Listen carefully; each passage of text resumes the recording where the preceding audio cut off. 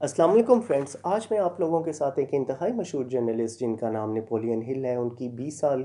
की गई रिसर्च कामयाबी के ऊपर का एब्स्ट्रैक्ट शेयर करने जा रहा हूँ। इस सिलसिले में उन्होंने अपने वक़्त में उस वक़्त के मशहूर तरीन और अमीर तरीन लोगों के इंटरव्यूज़ किए, जिनके में से आपको उन लोगों के साथ कुछ नाम मैं शेयर करना चाहूँगा। Andrew Carnegie, Edison, Henry Ford. और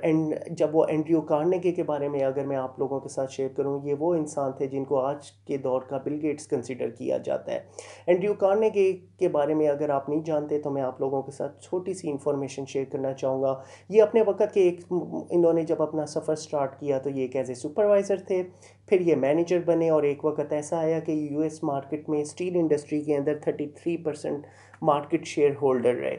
अब इन सारे प्रोसेस के अंदर जब है नेपोलियन हिल इनके इंटरव्यूज़ जब कर रहे थे तो इसमें एक बड़ी दिलचस्प गुफ्तगू जो थी वो सामने आई। एंड्रयू कार्ने ने ऑफ़र किया है नेपोलियन हिल को कि आप मेरे जैसे और भी कामयाब तरीन लोगों के इंटरव्यूज़ लें, उनके भी डिज़ाइन थिंकिंग पैटर्न्स आइडेंटिफाई करें और इन सारी चीज़ों को आप शेयर करके लोगों के साथ बेस्ट प्रैक्टिसेस शेयर करें, ताकि लोगों को भी पता लग सके कि अगर इन डिज़ाइन पैटर्न्स को, इन हैबिट्स को फॉलो किया जाए तो मैं और आप भी अपनी ज़िंदगी के अंदर जो चीज़ सोच रहे हैं,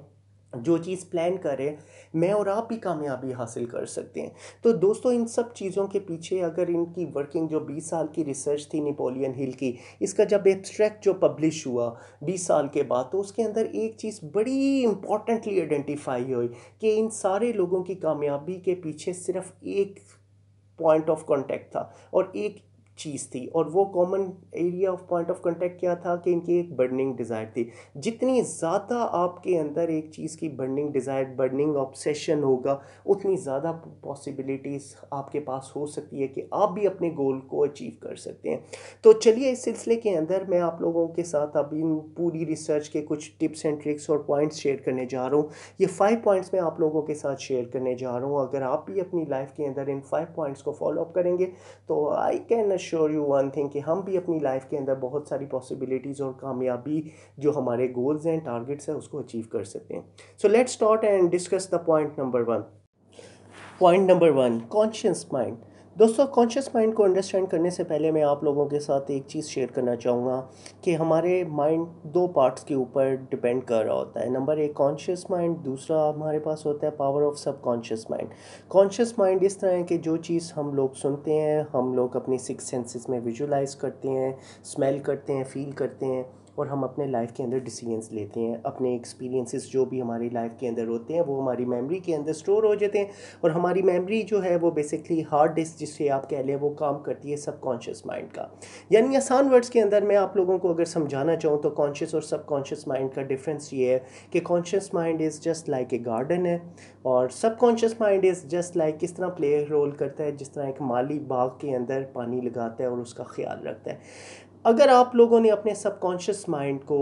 टेक केयर किया और इसके अंदर पॉजिटिव थॉट्स जनरेट करते रहे, अगर आपने इसके अंदर अच्छी क्वालिटीज़ डेवलप करनी शुरू कर दी और डेलिबरेटली वो वाले डिज़ाइन पैटर्न्स आपने आइडेंटिफाई करना शुरू कर दिए जो कि कामयाब तरीन लोगों ने हासिल किए थे, तो आपका गार्डन जो होगा वो खुद ब खुद हरा भरा नज़र आएगा। लेकिन अगर आपका सबकॉन्शियस माइंड में जो आप बीज बोएंगे, जिस तरह के आप सीड्स इसके अंदर आप सो करेंगे, जिस तरह का आप माली इसके अंदर अपनी मेहनत करेगा, उसका रिज़ल्ट उसी तरीके से बाग के अंदर आएगा। तो अब ये हमारे ऊपर डिपेंड करता है कि हम अपने बाग के अंदर कैसे बीज बोते हैं। अगर हम अपने बाग के अंदर, अपने माइंड के अंदर अच्छे सीड्स करेंगे, पॉजिटिव थॉट्स लेके आएंगे, अच्छे लाइक माइंडेड लोगों की कम्युनिटी को ज्वाइन करेंगे,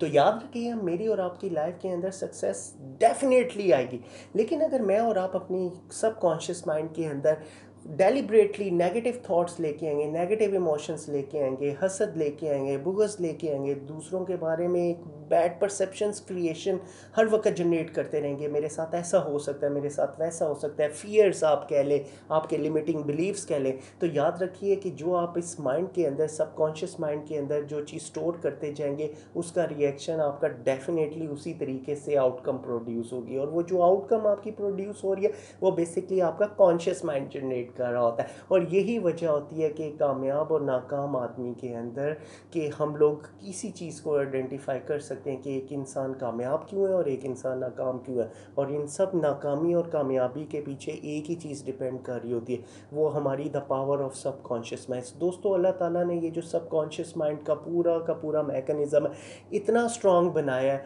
अगर हम इसको डेलिब्रेटली डिज़ाइन कर लें, इसको अंडरस्टैंड कर लें और इसको एक पॉजिटिव एंटीना फ्रीक्वेंसी इसकी अगर हम सेट कर लें, तो हम लोग बहुत सारी पॉसिबिलिटीज़ अपनी लाइफ के अंदर क्रिएट कर सकते हैं। लेकिन अनफॉर्चुनेटली हम लोग अपनी लाइफ के अंदर ये नेगेटिविटी जब तक रिट्रेन रखेंगे और बाहर से हम लोग जब बदबूदार स्मेल वाली थॉट्स अपने अंदर लेके आते रहेंगे, तो जब गार्बेज इन होगा तो डेफिनेटली उसका रिजल्ट गार्बेज आउट होगा। तो आपने और मैंने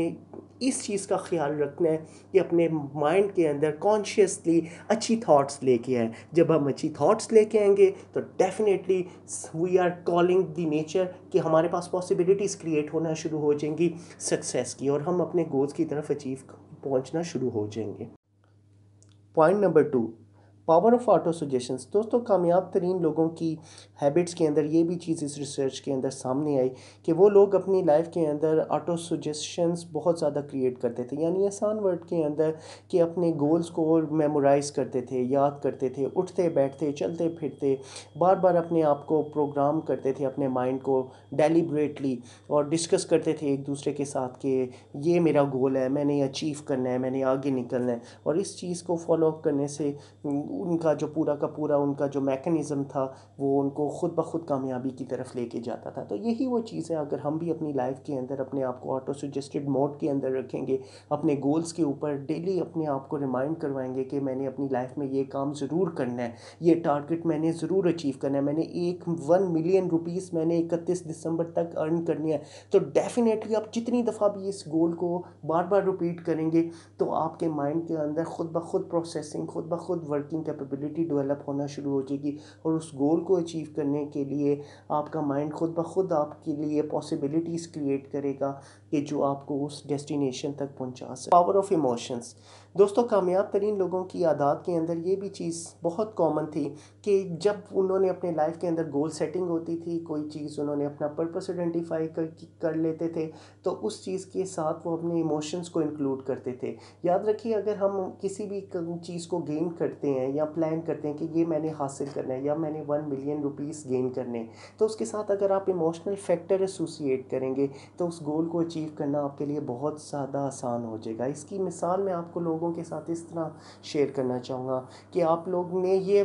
फर्स्ट फॉर एग्जांपल फील करें कि आफ्टर गेटिंग 1 मिलियन रुपीज़ मैं उम्रा करने जाऊँगा, मैं अपनी फैमिली के साथ आउटिंग करने जाऊँगा, मैं अपनी फैमिली के साथ किसी दूसरे कंट्री के अंदर जाऊँगा। तो जब आप अपने इस तरह के इमोशंस इंक्लूड करेंगे उस लाइफ के गोल के पर्पस के साथ, तो आपका सबकॉन्शियस माइंड और ज़्यादा काम करेगा उस गोल को अचीव करने के लिए। क्यों? क्योंकि आपने इसके साथ इमोशंस एसोसिएट कर लिए। तो याद रखिए कि ये कामयाब तरीन लोगों की सक्सेस के पीछे ये पॉइंट नंबर 3 बहुत ही इम्पॉर्टेंट था। तो जब आप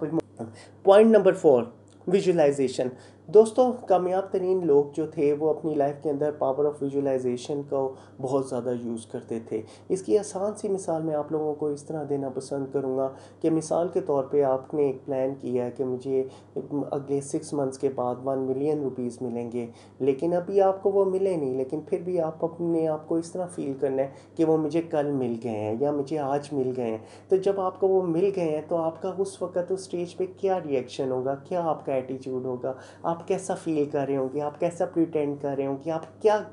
आपके अंदर क्या फीलिंग जनरेट हो रही होगी। तो जब आप ऐसा विजुलाइज करेंगे और अपने आप को इस तरह फील करेंगे कि मेरे पास पैसा आ गया है, मैं आउटिंग कर रहा हूँ, मैं फैमिली के साथ जा रहा हूँ, मैं उम्रा कर रहा हूँ, मैं बहुत सारा खैरात दे रहा हूँ, ज़कात दे रहा हूँ, मैं अपने सारे गोल्स मेरे अचीव हो गए। तो पावर ऑफ विजुलाइजेशन को करने से आपका सबकॉन्शियस माइंड और ज़्यादा बूस्ट अप होता है और आपके अंदर एनर्जी प्रोड्यूस करता है कि आपको आपके उस गोल को अचीव करने के लिए आपको उस टारगेट तक लेके जाने के लिए आपको हेल्प आउट करता है। तो power of visualization is very important factor. जितने भी लोगों ने अपनी कामयाबी हासिल की, जिनका डिस्कशन नेपोलियन हिल ने अपनी रिसर्च के अंदर किया, वो सारे पावर ऑफ विजुअलाइजेशन को यूज़ करते थे। और इसमें मैं आप लोगों को रिकमेंड करना पसंद करूँगा कि कुछ अफर्मेशंस आप अपने बारे में लिखा करें, और अपने साथ साथ उस गोल के जो आपने सेट किया हुआ है उसको बार बार रिपीट करते रहे। जब आप ऐसा करेंगे तो आपको अपने गोल से डाइवर्जन कभी भी नहीं हो सकेगी। Point number 5, persistence and reputation. दोस्तों ये बात याद रखिए कि कामयाब तरीन लोगों की आदत में से एक खूबी बहुत ये भी बड़ी एक इम्पॉर्टेंट थी कि वो अपनी पूरी की पूरी गोल सेटिंग के अंदर कंसिस्टेंट रहते थे। कभी भी डिस्ट्रैक्शन उनकी लाइफ के अंदर नहीं होती थी, और इतना ज़्यादा फोकस वर्क करते थे, इतना ज़्यादा कमिटेड होके काम करते थे कि उनको ये बिल्कुल होश नहीं होती थी कि ये मैंने कब सोना है, मैंने कब जागना है। उठते बैठते सोते जागते वो कंसिस्टेंट रहते थे, और हर वक्त उनके माइंड के अंदर अपने गोल को अचीव करने के बारे में वही ख्वाब वही गोल चलते रहते थे। और क्यों इन सब चीज़ों के पीछे जितना ज़्यादा आप कंसिस्टेंट होंगे, जितना ज़्यादा आप परसिस्टेंस आपकी गोल के अंदर आपकी आएगी, उतनी ज़्यादा आप लोगों के पास पॉसिबिलिटीज़ क्रिएट हो सकती है कि आप भी कामयाब हो सकते हैं, आप भी अपने गोल को अचीव कर सकते हैं। लेकिन क्या मैं और आप अपनी गोल्स को अचीव करने के लिए अपने अंदर वो कंसिस्टेंसी लेके आना चाहते हैं? ये हम लोगों ने खुद से डिसाइड करना है। तो ये सारी की सारी बेस्ट प्रैक्टिसेस मैंने आप लोगों के साथ जो शेयर किए हैं, ये नेपोलियन हिल की एक बहुत ही खूबसूरत किताब जिसका title think and grow rich. आप इसको ज़रूर पढ़ें, और इसकी बेस्ट प्रैक्टिसेस को अपनी लाइफ के अंदर भी इम्प्लीमेंट करें। और मेरा चैनल सब्सक्राइब करना ना भूलिएगा, ताकि आप लोगों को और एनिमेटेड वीडियोस शेयर होती रहा करें। Thank you very much for watching my channel.